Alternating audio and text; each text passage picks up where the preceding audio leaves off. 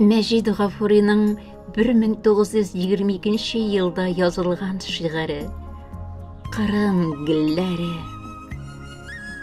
Қайсы бірісі нұрға шумған, бик нәфис үріліп тұра. Қайсы бірісі күнге қаршы елмайып, бүгіліп тұра. Қай біреусі күзгеге баққан матур қызлар кебек үз-үзіне сықланып, һәм үрленіп, тиеріліп тұра. Қай біреусі шын ғашықларның ирегінен қызыл. Қай біреусінен мәхәббәт отлары төгіліп тұра.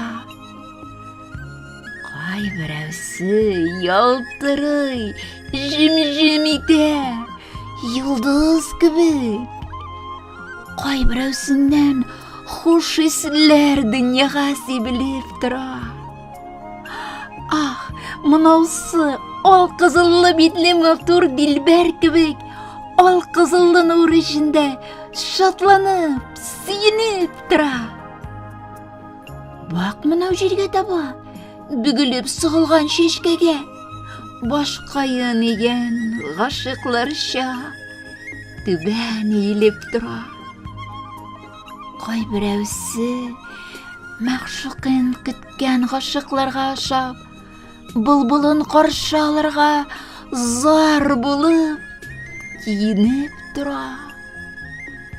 Қай біреусі әлі де ташлай алмаған бір кәншігін нәқ шарықлы, назлы қыздай киіміне түрініп тұра.